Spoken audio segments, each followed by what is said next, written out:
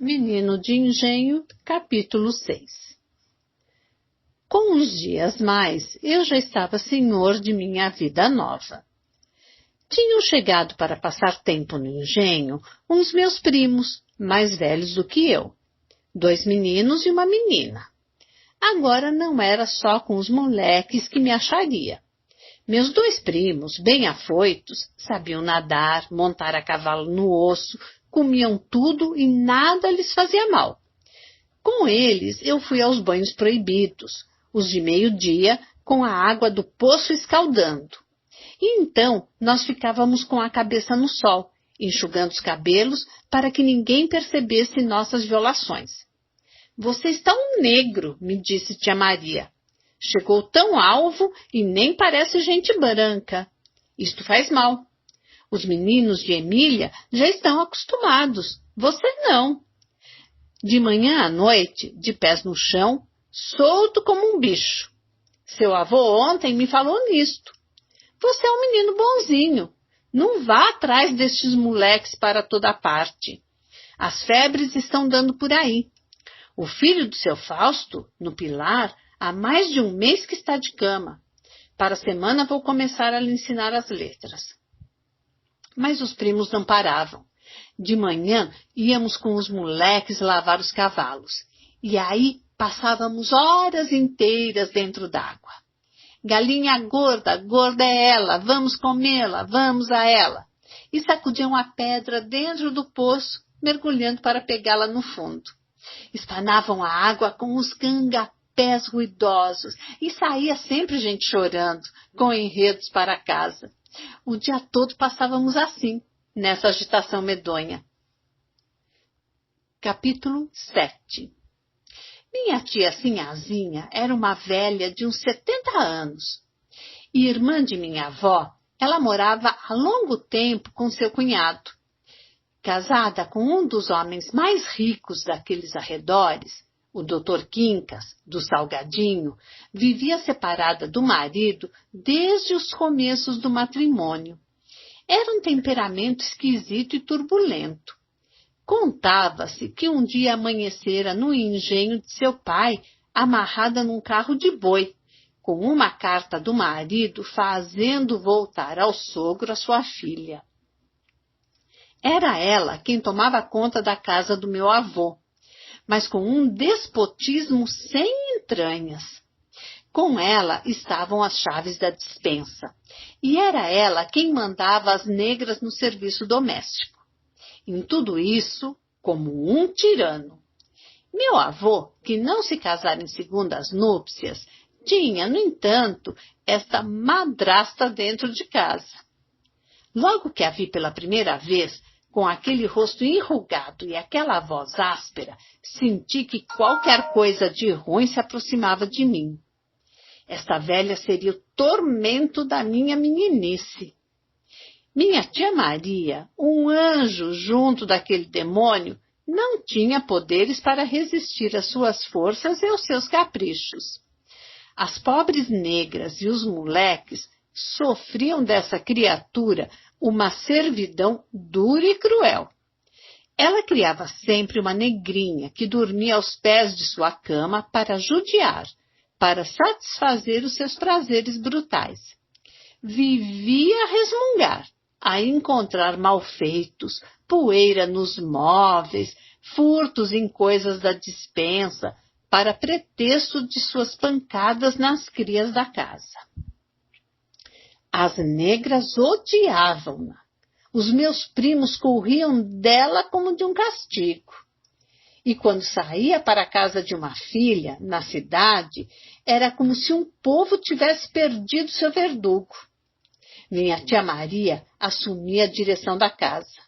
E todos iam conhecer a mansidão e a paz de uma regência de fada. Depois que vinha saber as histórias de rainhas cruéis, as intrigas perversas das Anas Bolenas, acreditava em tudo, porque me lembrava da tia Sinhazinha. Capítulo 8. Magrinha e branca, a prima Lili parecia mais de cera, de tão pálida.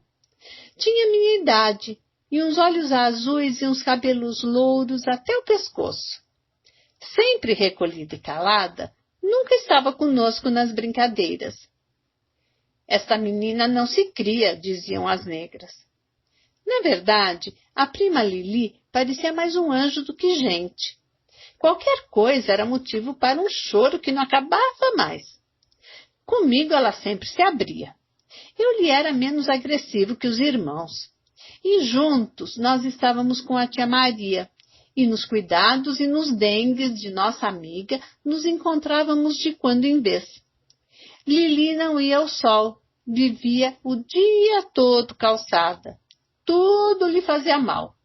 O chuvisco, o mormaço, o sereno. E só vivia nos remédios. Não sei por quê, fui criando a esta criaturinha uma amizade constante. Gostava de ficar com ela, na companhia de suas bonecas. E um preá da Índia que me deram, eu lhe ofereci de presente. Também era tão terna comigo. Um dia amanheceu vomitando preto com febre. Entrei no quarto onde ela estava, mais branca ainda, e a encontrei muito triste, ainda mais magrinha. Suas bonecas andavam por cima da cama como se fossem as suas amigas em despedidas. Os olhinhos azuis se demoraram em cima de mim. Parece que me pedindo alguma coisa. Era talvez para que eu ficasse com ela mais tempo, mas levaram-me do quarto. No outro dia, quando me acordei, a minha priminha tinha morrido. Lembro-me do seu caixão branquinho, cheio de rosas, e da tia Maria chorando o dia inteiro. Ainda hoje, quando encontro o enterro de crianças, é pela minha prima Lili que me chegam lágrimas aos olhos. Capítulo 9. Com a morte de Lili, tia Maria ficou toda em cuidados comigo. Proibiu-me da liberdade que eu andava gozando como um libertino. Passava o dia a me ensinar as letras. Os meus primos, esses, ninguém podia com eles. Eu ficava horas a fio sentado na sala de costura com a carta de ABC na mão, enquanto por fora da casa ouvia o rumor da vida que não me deixavam levar. Era para mim, esta prisão, um martírio bem difícil de vencer. Os meus ouvidos e os meus olhos só sabiam ouvir e ver o que andava pelo terreiro, e as letras não me entravam na cabeça. Nunca vi um menino tão rude, dizia asperamente a velha sinhazinha. Tia Maria, porém, não desanimava, continuando com afinco a martelar a minha desatenção. As conversas das costureiras começavam então a me prender. Elas trabalhavam numa palestra que não parava.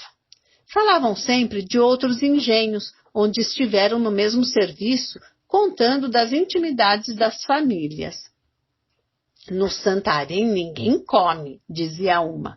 É bacalhau no almoço e no jantar. A outra contava que o senhor de engenho do Poço Fundo tinha mais de 20 mulheres.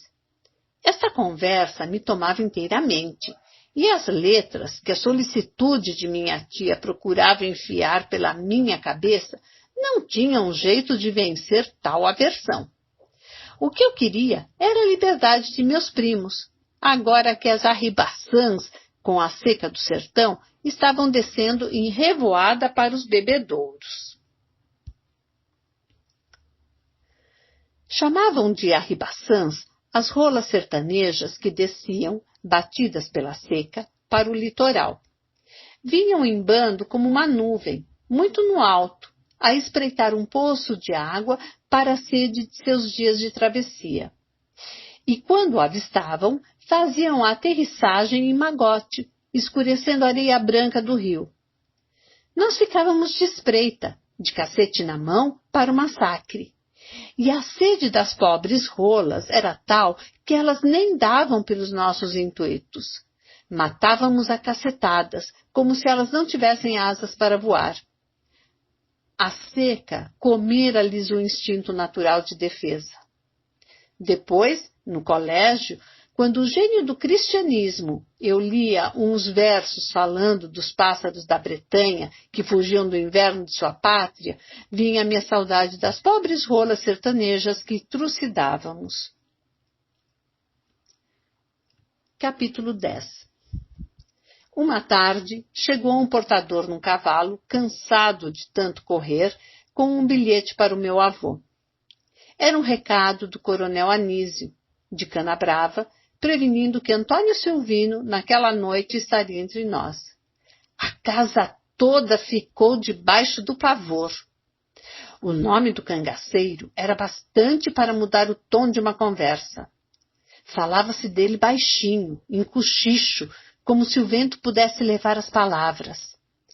Para os meninos, a presença de Antônio Silvino era como se fosse a de um rei das nossas histórias que nos marcasse uma visita. Um dos nossos brinquedos mais preferidos era até o de fingirmos de bando de cangaceiros, com espadas de pau e cacetes no ombro, e o mais forte dos nossos fazendo de Antônio Silvino. Naquela noite íamos tê-lo em carne e osso. Meu avô é que era o mesmo. Aquele seu ar de tranquilidade poucas vezes eu vi alterar-se. A velha sinhazinha para dentro e para fora, nas suas ordens para o jantar, gritando para os negros e os moleques com a mesma arrogância incontentável. Tia Maria ficava no seu quarto a rezar. Tinha muito medo dessa gente que vivia no crime. Quando me viu a seu lado, abraçou-me chorando. Não havia, porém, perigo de espécie alguma. Antônio Silvino vinha ao engenho em visita de cortesia. Um ano antes, ele estivera na vila de Pilar, noutro caráter. Fora ali para receber o pagamento de uma nota falsa que o coronel Napoleão lhe passara.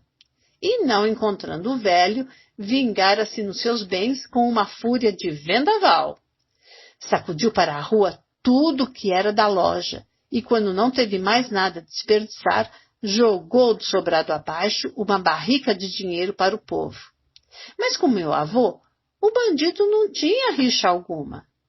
Naquela noite, viria fazer sua primeira visita. À noitinha, chegava o bando à porta da casa grande. Vi Antônio Silvino na frente, os seus 12 homens à distância. Subiu a calçada como um chefe. Apertou a mão do meu avô com um sorriso na boca.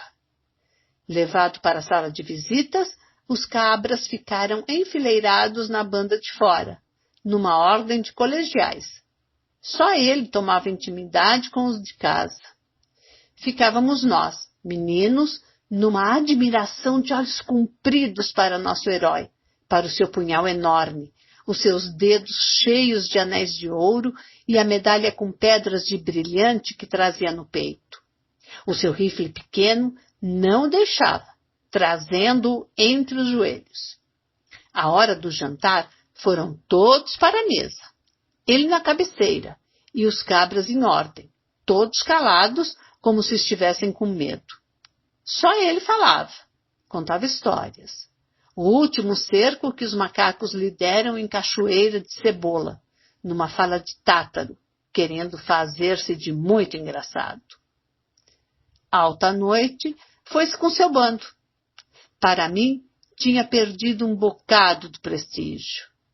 Eu o fazia outro, arrogante e impetuoso. E aquela fala bamba viera desmanchar em mim a figura de herói. No outro dia, o meu primo Silvino nos contou que tinha se lembrado